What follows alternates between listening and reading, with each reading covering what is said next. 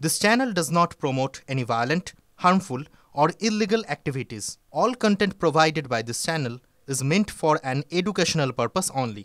Cancer Healer Center, a new beginning.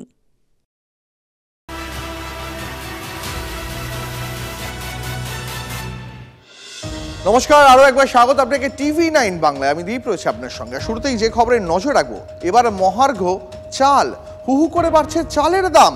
এক ঝটকায় KG প্রতি চালের দাম বাড়ল 10 টাকা। দুশ্চিন্তায় সাধারণ মধ্যবিত্তর গৃহস্থর হেসেল। শস্যকোলা বর্ধমানে টাস্ক ফোর্সকে মাঠে নামালো জেলা প্রশাসন। যেদিকে চালের দাম এগোচ্ছে, বাজার আরো ঊর্ধ্বমুখী হওয়ার আশঙ্কা। কেন এভাবে চালের দাম বাড়ছে জানতে কথা বলবো বর্ধমান থেকে সহকর্মী মনতোষ রয়েছেন। মনতোষ, চাল এমন একটা জিনিস যার দাম 1 টাকা 2 টাকা বাড়লেও মধ্যবিত্তের কপালে চওড়া ভাঁজ পড়ে। কেন আচমকা শস্যগোলা বর্ধমানে চালের দাম বাড়ছে?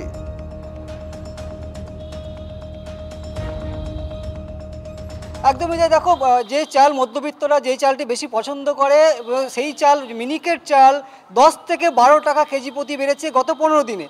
এবং পাল্লা দিয়ে অন্য যে সমস্ত চাল রয়েছে সেই চালেরও কিন্তু দাম বেড়েছে। যেমন রত্না প্রজাতির চাল, এর সঙ্গে গোবিন্দভোগ চাল, প্রত্যেকটি চাল কম বেশি বেড়েছে। কেউ 6 টাকা, কেউ 8 টাকা, কেউ 4 টাকা, প্রত্যেকটি চালের দাম বেড়েছে।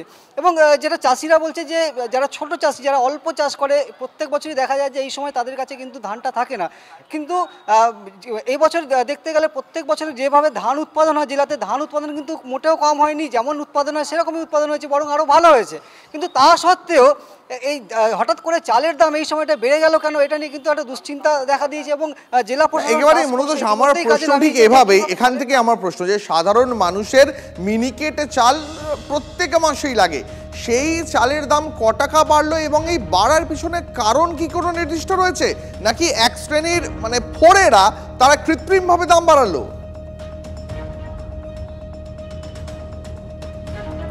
দেখো, অভিযোগ কিন্তু উঠছে যে এক শ্রেণীর ফোরেরা বা যারা ধান ব্যবসা করে, চালের ব্যবসা করে, তারা বস্তুত দেখা যায় যে প্রত্যেক বছর এই সময়টা তারা ধান স্টক করে রাখে এবং সেই স্টক করে তারা নিজেদের মতো দাম বাড়ায়, এমন অভিযোগ কিন্তু ওঠে। এবারও কিন্তু অভিযোগের অন্যথা হচ্ছে না, অভিযোগ উঠছে। যারা ব্যবসায়ী রয়েছেন তারাও অভিযোগ করছেন যে ধান মজুত রয়েছে, চাল মজুত রয়েছে, তা সত্ত্বেও চালের দাম কৃত্রিমভাবে বাড়ানো হচ্ছে, একটা অভিযোগ কিন্তু উঠছে। এবং ইতিমধ্যেই যেটা আমরা দেখছি যে জেলা প্রশাসন তারা মাঠে নেমেছে, তারা তদন্ত ইতিমধ্যে শুরু করেছে, টাস্ক ফোর্সকে কাজে লাগানো হয়েছে। এবং যদি সেই রকম কিছু সমস্যা দেখা যায় সেক্ষেত্রে ব্যবস্থা নেওয়া হবে, এমনটা জেলা শাসক জানিয়েছেন। কিন্তু সাধারণ মধ্যবিত্ত যারা, তাদের কিন্তু ইতিমধ্যে হেসেলে টান পড়েছে। এক ঝটকা 10 থেকে 12 টাকা যদি চালের দাম বেড়ে যায় সেক্ষেত্রে কত বড় সমস্যা হতে পারে এটা বোঝাই যায়। একেবারে সহজে অনুমেয় যে চালের দাম যদি বাড়ে 10 টাকা করে, তাহলে মধ্যবিত্তের হেসেলে দুশ্চিন্তা আরো বাড়বে। আমরা কথা বলেছিলাম খুচরো বিক্রেতা থেকে শুরু করে পাইকারি বিক্রেতা, এমনকি কৃষক নেতাদের সঙ্গেও। কি বলছেন তারা, কেন চালের দাম বাড়লো শুনুন।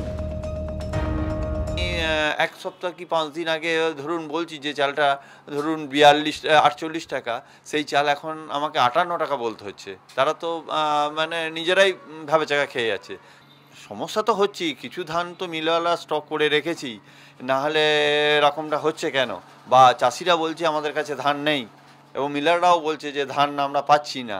তাহলে দামটা কেন বাড়লো? দামটা বাড়ছে কেন? নিশ্চয়ই মিলাররা কিছু স্টক করে রেখেছে। ভয়ঙ্কর অসুবিধা।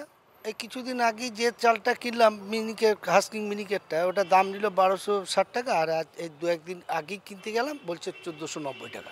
প্রায় 20% বেড়ে গেছে। কেজিতে 10 টাকার উপর বৃদ্ধি, এটা কি মেনে নেওয়া যায়? আর কি করে যে বাড়লো হঠাৎ করে, কোন কারণে, সে তো আমাদের কোনো মাথায় ঢুকছে না। সংসার চালানো মুশকিল হয়ে গেছে চালের জন্য।